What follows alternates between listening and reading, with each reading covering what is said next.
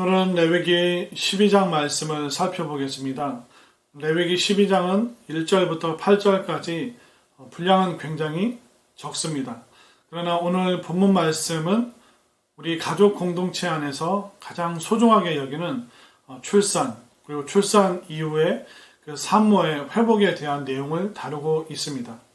지난번 레위기 11장에서는 우리가 매일의 일상에서 겪는 그 먹는 문제에 대해서 다뤘습니다.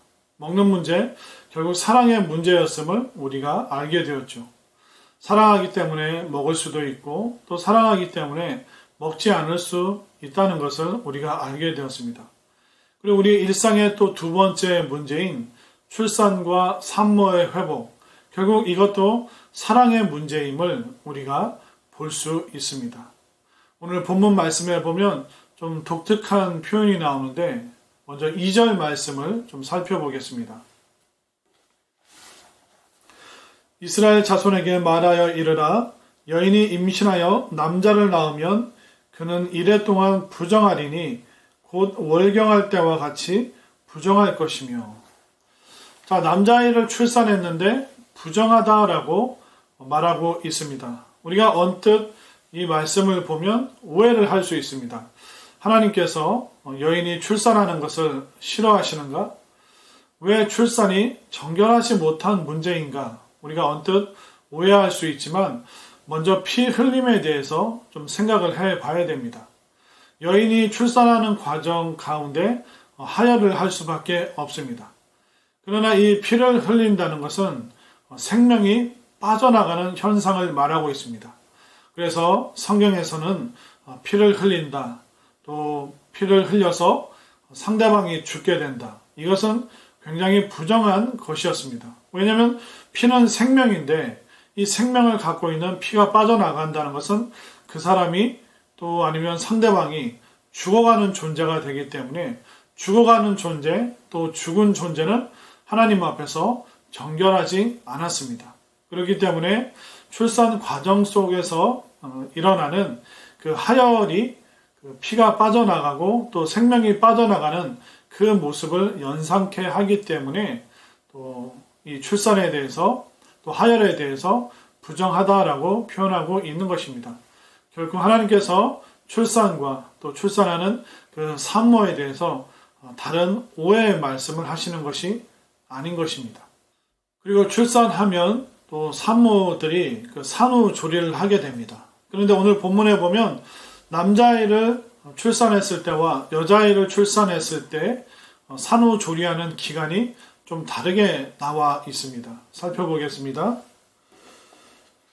자, 2절 말씀 중반에 보면 남자를 낳으면 그는 이래 동안 부정하리니 7이라는 숫자를 기억해 주십시오. 그리고 4절 말씀을 보겠습니다. 그 여인은 아직도 33일을 지내야 사녀리 깨끗하리니. 그러니까 남자아이를 낳으면 7일 동안 그리고 33일을 지나야 그 몸이 이제 깨끗해진다라고 말하고 있습니다. 7과 33을 더하면 모두 40일이죠. 그래서 여인이 남자아이를 출산했을 때는 40일 동안 산후조리의 기간을 가졌습니다. 그러면 여자아이를 출산했을 때는 며칠 동안 쉴 수 있는지 한번 살펴보겠습니다.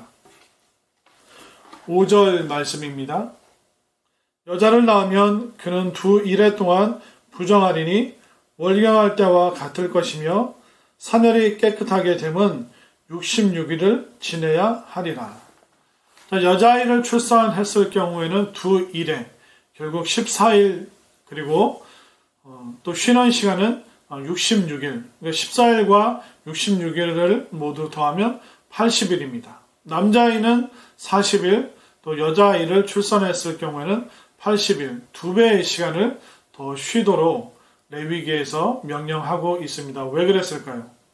여자아이는 또 미래의 산모가 될 것이기 때문에 수고하고 애쓰고 또 힘든 그 시간이 있기 때문에 특별히 하나님께서 아이를 출산한 산모가 쉴 수 있도록 또 미래의 산모가 될 그 여자아이를 더 품고 또 아껴주도록 하나님께서는 레위기 말씀을 통해서 산모가 충분히 쉴 수 있는 그 시간을 보장해 주고 계신 것입니다.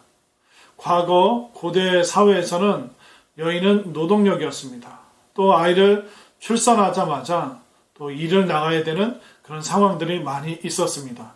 그러나 하나님께서는 그 산모의 그 상황과 형편을 아시기 때문에 지금의 인권을 뛰어넘는 그 놀라운 그 사랑을 통하여 산모를 또 태어난 남자아이와 여자아이를 더 배려하시는 그 하나님의 마음을 우리가 깨달을 수가 있습니다. 결국 출산과 또 산모의 휴식, 이 모든 것은 하나님의 사랑 가운데서 이루어졌고 또 하나님의 그 사랑을 본받아 또 가족 공동체가 또 아이와 또 산모를 귀히 여기는 그 사랑의 마음을 또 경험하고 또 누릴 수 있도록 인도해 주셨음을 분명히 깨달으시기를 바랍니다. 여러분들의 가정 가운데도 출산과 또 기쁨의 많은 좋은 일들이 일어날 수 있게 되기를 간절히 소망합니다. 그러면 다음 시간에 뵙겠습니다. 감사합니다.